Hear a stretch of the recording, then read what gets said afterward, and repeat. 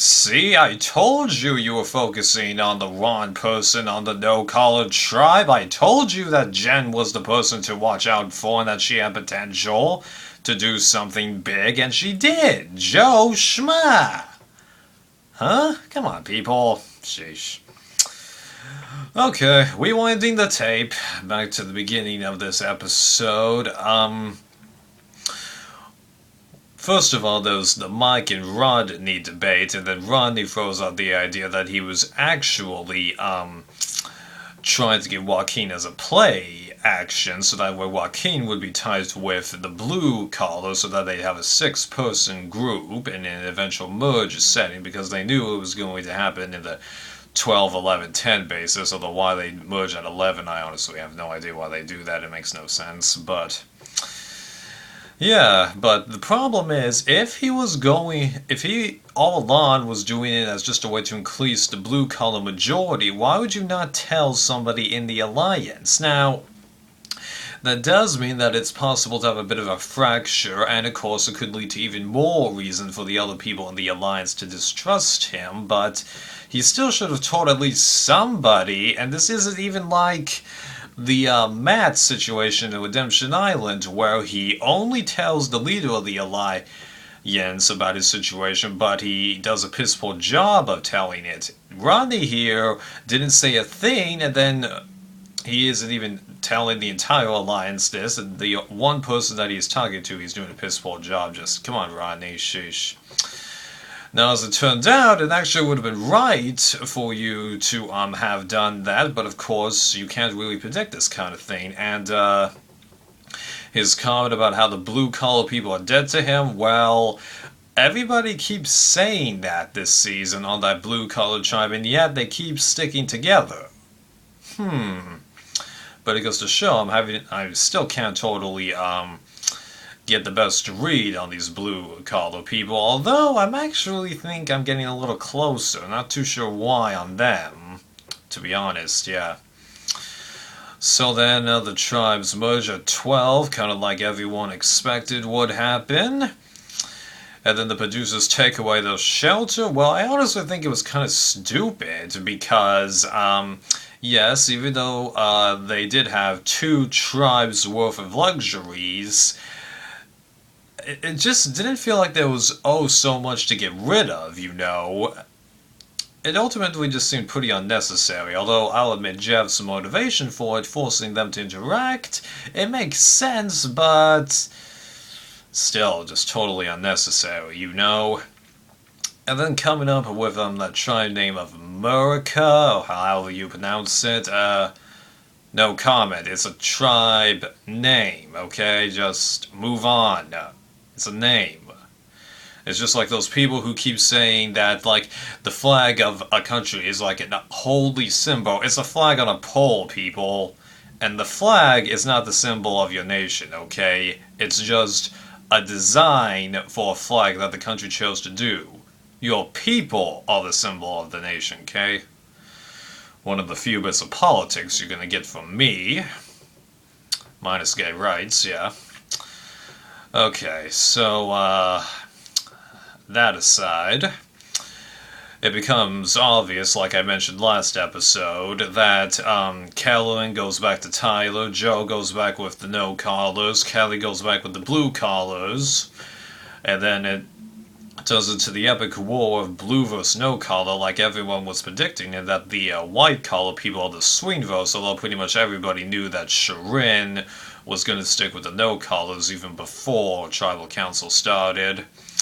And I really like how this episode gave Tyler a lot more airtime, because you know how I was ranting in the previous episode that he wasn't getting that much airtime, whereas in the first episode he was perceived to kind of be like the swing vote of the situation. Well, now he's the swing vote, but he's getting a lot more airtime. We're getting a little bit more into this guy's head, even though I think Carolyn is more the boss of this, I don't want to say twosome pair than he is, but that's not totally a bad thing, you know?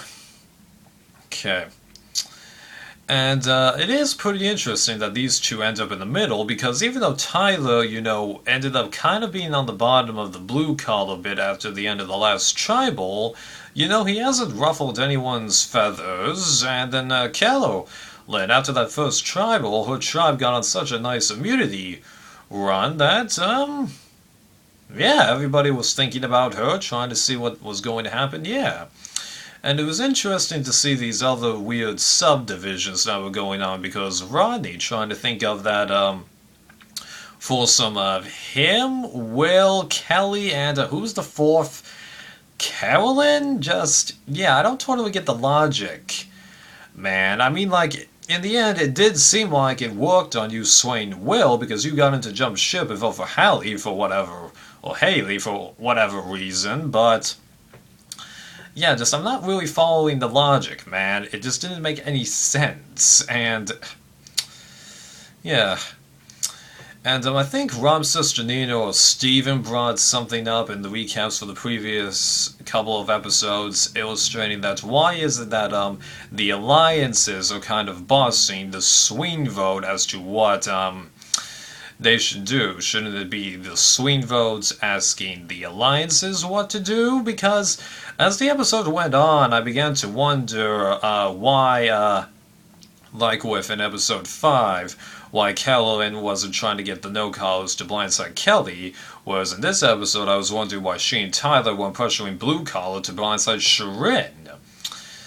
Yeah, but on that topic of who should be telling what to do, should it be the two fighting factions or should it be the swing votes? Well, I think it's a case-by-case basis because last season, it was the two opposing alliances, the Hunabu Alliance and then the Couples Alliance trying to get John and Jacqueline. And then, and the Amazon, it was a little all over the place with it because you could argue that Matt, Christie, and Butch were trying to pull Rob Sesternino in, but at the same time you could argue that actually he was the one that convinced them to blindside Alex. Or maybe I'm thinking of what happened to Dean. I can't remember. It's been forever since I've seen the Amazon, and I didn't get the best read on that season because I wasn't as familiar with reality TV back then. Yeah, Survivor is ultimately the reality show I'm going to have the most trouble with because I started watching seasons like all over the place. So my thoughts on this show are kind of jumbled, whereas all other reality shows I watch from start to current, so the thoughts on them are pretty smooth, yeah. Okay, any other tribal dynamics to talk about? Well, let's bring up Joe real fast here, because I feel like I should talk about him. Well, he didn't really do that much, because all he really did was win that immunity and then go, even though the blue collar people were kind of nice to me and saved my butt, I do want my no collars to align with. Yeah, just, we're looking at the wrong person on the no collar tribe. Well, at least the Survivor community is, okay? I was able to pick up on these clues for Jen, and yeah. And then, amazingly, Blue Collar is talking about getting rid of Joe, but he ends up winning immunity, and a pretty nice battle on that immunity challenge, because I am not a huge fan of this challenge, because even though it is tough, just like, I never really feel like it empowers a bunch of desperation, except for Heroes vs. Villains, but there the tribes were even, and then the duo in South Pacific, but you gotta remember, in that duo in South Pacific, even though I did want one person to triumph over the other, I still wanted both of those people gone, so, But here, you got the idea that the game could go so many different ways that it was just a little more interesting to watch this time. And like, I actually was predicting even before the challenge started that Jen would win it, but then after getting stunned in either her way high up her thigh or in the crotch area, she just falls off. Yeah, that was a bit of a bummer, but it's kind of amusing that it was happening in this episode, kind of like Cat in the Bee thing. But I seriously hope that just because this episode was airing on April Fool's Day, that the producers weren't trying to throw in gags like that. I sincerely hope that they were always going to put stuff like this in.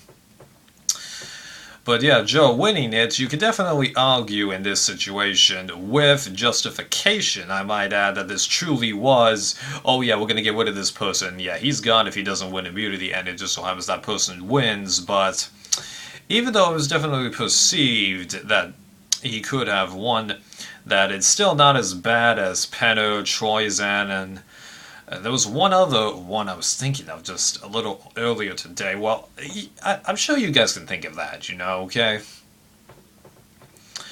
Yeah, although odds are Joe isn't going to win the next immunity because one thing that criticizers of this bit always forget is that usually 99% of the time is what I mean by this version of usually, the people that really need to win an immunity only win the first immunity.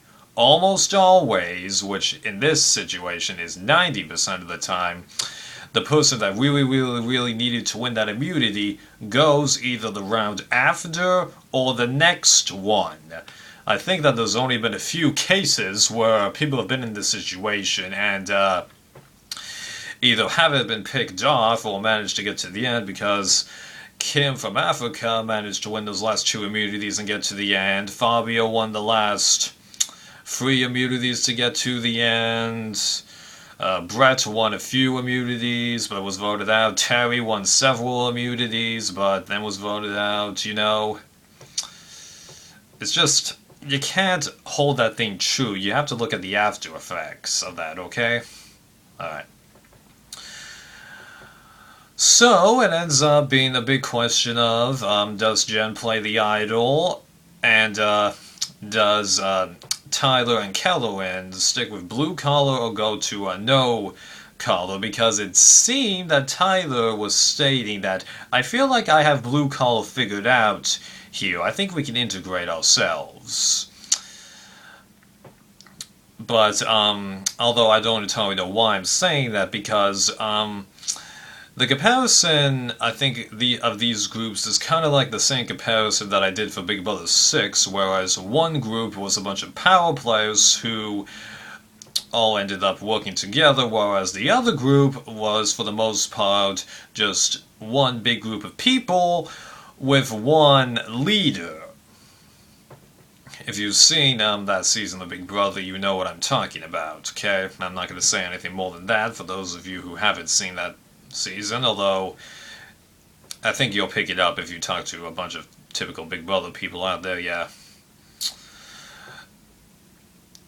So then at Tribal, Jen in the end does play the idol for herself, but as it turned out, the blue collar people got Tyler and Kellyanne. But the interesting thing that Steven pointed out, as Rob completely missed, why didn't they just split the vote? Well, my feeling is, I don't think anyone except Rodney knew that Will was going to flip his vote, and I think they also still didn't know about Tyler and Kellyanne.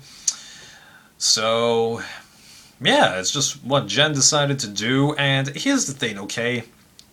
She could have easily just decided to play it for Hallie, or she could have just decided to not play the idol, or blue collar plus Tyler and Kellyanne could have just blindsided Shirin, so there's just a few things that happened that all led up to this moment. It was just one thing that ended up happening, yeah. But I was still kind of shocked because I didn't expect Kelly to be blindsided with the idol. I thought she was going to be blindsided by Tyler and Kellyanne sticking with the no-collar people. Which means, yes, I basically do say Shirin's a no-collar at this point. And that's that. Kelly gets voted out, and I don't think she's a member of the jury. I was so impressed by Jen's action there. I completely missed if he said it, but given what he's been doing for the past few seasons, they're probably going to do 8-member jury with 3 finalists again. Hate that combination, as you guys know. Although, ironically, given the events of Cagayan, I am no longer against Final 3 in general, because becoming Final 2 almost ruined the season for me. Yeah, almost, yeah. Okay, so after a fairly nice blindside, we're left with 11 people, but I'm really hoping that this doesn't turn into like a repeat of heroes versus villains, because yes, even though I do love all the blind sides and big power shifts that happened in that season, the problem is all those blind sides and power shifts downgraded a bunch of people that we previously liked or recognized as threats, and got rid of a good amount of the people I was more interested in, which leaves me with my situation where I have a love-hate relationship with both of Survivor's All-Star seasons, even though the finale hurts me more than all these other actions, because had those seasons had the person I wanted to see win, I could easily forgive all the other faults. At least I think. So like I'm really hoping that this doesn't have the same problem, because here's my issue here. I'm going to basically reveal to you at this point that I pretty much have been supporting Blue Collar the entire season. Kind of evident here. But that's not to say that I'm not entirely opposed to the white collars and no collars, wiping them out, but the issue is I'm simply more interested in all these people that are on the blue collar side, along with currently Tyler and Carolyn, who are on that side right now, whereas on the no collar plus Shirin's side, the only person I'm interested in is Jen, because Shirin, we know she's not going to win this. Will, we know he definitely isn't going to be winning this, even though he does have potential to get far in the game. I can see him making top 5 in this situation.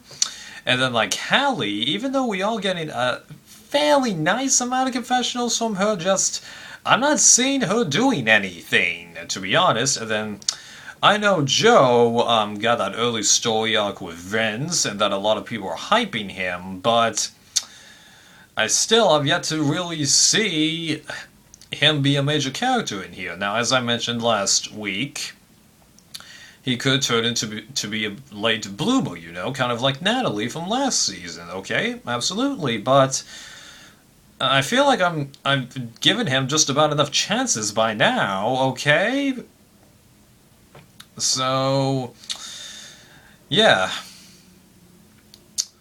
So I did like what Jen did, but she's the only one on that side that I'm comfortable supporting right now, even though it does look like that everyone is against Blue Collar, or that group truly will fracture, given how Rodney appears to be jumping ship for real and turn people against Mike, which is going to be interesting. I'd like to see how people will react in that situation, as Jeff states that things are going to be chaotic next episode with the hidden idols, and that's something that we should also keep thinking about. Is there going to be 2 idols? Because there's still the idol that was on the original Blue Collar camp, which hasn't been found, but since Jen played the idol, are they going to bring that one back? My personal reaction is, because the Blue Collar idol hasn't been found yet, they aren't going to put it back. But if they do put it back so that there's 2 out there, I'm not going to be that picky about them, like re-hiding an idol. This isn't like Caravan, where there was an extra idol that really should not have been there, and like when there's 3 tribes, it does get a little more complicated to figure out the idol situation. But I do expect there to only be 1, but we'll see, okay? Okay, now that we're at the merge, time to think about top picks here. Well, everybody seems to be just picking 1 person on each group of people to win. So, as of right now, people most likely to win. Well, I'm not going to say most likely to win. I'm going to go with really who I'm rooting for the most out of those 3 groups, like as Steven did. I'm gonna go with for no collar Jen, obviously, but she's the only one I'm comfortable saying there. For white collar, I'll give it to Carolyn, because I feel like as of right now she's the boss of the Carolyn Tyler duo. Okay. Blue collar.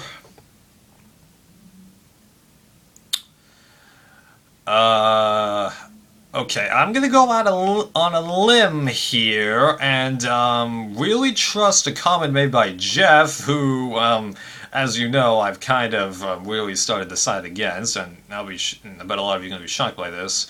I think for blue, I'm actually not going to say Mike, and instead I'm going to say Sierra. Why am I saying Sierra? Well, I just feel like she's got a bit more of a chance, you know. Not to say that Mike doesn't have a chance, because if he gets through next episode, he has one hell of a chance to keep on going. But I feel like if it truly is everybody against Blue Collar again, I feel like Sierra is the most likely to just slip through the rankings, you know. And Jeff did say that she's a dark horse, but of course he could be wrong on this stuff. I mean, for crying out loud. Sash, first person to be voted out. He got to the top 3. Spencer, 0% chance of winning the game. He actually got pretty damn close.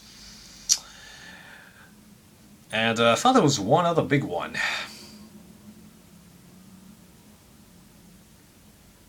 Who cares about that other big one, yeah. So there you go. People that I'm most rooting for in every group: Jen, Carolyn, Sierra. Yeah, so I'm going all women, although I am interested to see what happens to all the guys except for Joe and Will, who I've reviewed and I am pretty much against, yeah. Holy crap, another lawn one. Pfft.